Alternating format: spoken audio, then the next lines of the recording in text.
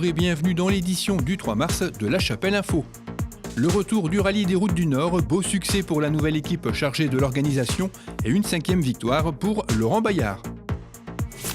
La compagnie Mosaïque de passage à l'espace Mandela, première répétition pour sa prochaine comédie musicale, le Mosaïque Hall.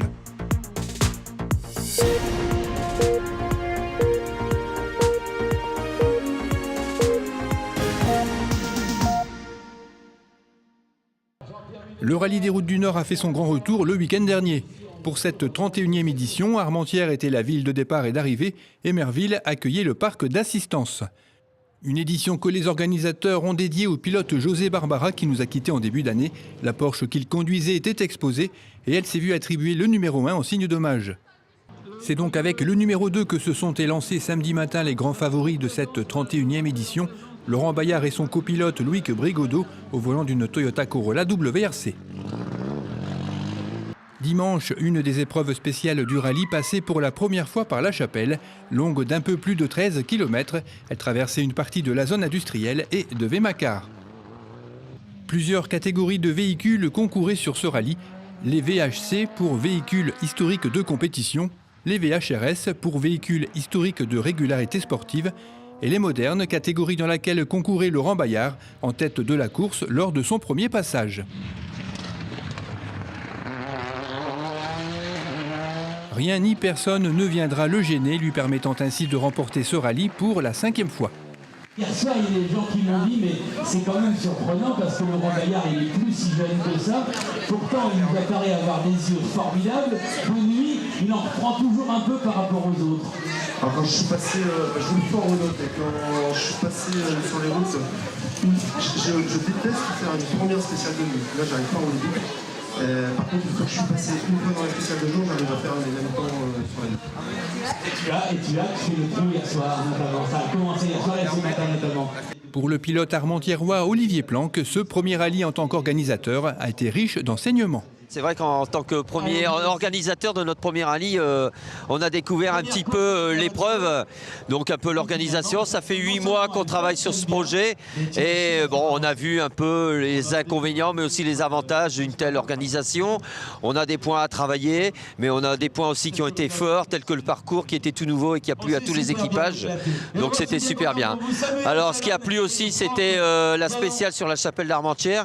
Et bon, ça a été, on a une écoute au niveau de la mairie, ça a été très plaisant de travailler avec eux, d'autant plus qu'on passait dans la zone industrielle et c'est toujours spectaculaire puisque les routes sont larges et les pilotes peuvent s'exprimer pleinement en faisant des dérapages, donc c'était super. J'espère que l'année prochaine on pourra toujours travailler ensemble. Une 31e édition qui aurait presque été entièrement réussie s'il n'y avait pas eu ce malheureux accident dans l'avant-dernière spéciale. Une des voitures de sécurité, la numéro 0, a effectué une sortie de route à Bois-Grenier. Cette photo prise par un photographe amateur vous laisse deviner la violence du choc. Si son pilote Jean-Nicolas Hoth en est sorti indemne, sa copilote Christiane Nicolet, âgée de 65 ans, est restée coincée dans l'habitacle et il aura fallu près de 2 heures au service de secours pour l'extraire du véhicule. Transporté au CHR dans un état jugé préoccupant, vous avez été nombreux à vous soucier de son état de santé, notamment sur les réseaux sociaux. Eh bien, soyez rassurés, le comité d'organisation a annoncé dans un communiqué de presse lundi dernier que Christiane Nicolet avait subi une opération suite à une fracture du coude et qu'elle souffrait encore de divers hématomes plus ou moins importants. Permettez-moi de me joindre à vous pour lui souhaiter un prompt rétablissement, en espérant la retrouver bien sûr l'année prochaine sur les routes du Nord. Au classement général, on retrouve premier Laurent Bayard et Loïc Brigodeau, deuxième Victorien Heninck et François Gerland, et troisième Frédéric Delplace et Arne Brunel. Vous pouvez consulter tous les classements de ce rallye sur le site rallygo.com. La compagnie Mosaïque a passé quelques heures à l'espace Mandela la semaine dernière pour la préparation de sa comédie musicale Le Mosaïque Hall, qu'elle jouera pour la première fois dans un peu plus d'1 mois. Les 11 danseurs, dont certains sont également chanteurs et comédiens, ont commencé à prendre leurs repères sur la scène de l'espace culturel afin de régler les chorégraphies, les placements, les entrées et sorties de scène, les textes ainsi que les costumes. Ce spectacle, qui est une création, raconte l'histoire de Nina, une jeune provinciale qui monte à Paris dans l'espoir de devenir chanteuse, mais aussi de retrouver sa mère dont elle n'a plus de nouvelles. Suite à une rencontre, elle va rejoindre le cabaret de Madame Ketty. Pour connaître la suite, il faudra venir voir ce spectacle à l'espace Mandela. C'est le samedi 15 avril à 20h30 et vous pouvez d'ores et déjà acheter vos places soit en ligne en vous rendant sur le site internet de la commune, soit directement à la billetterie de l'espace Mandela le mercredi uniquement.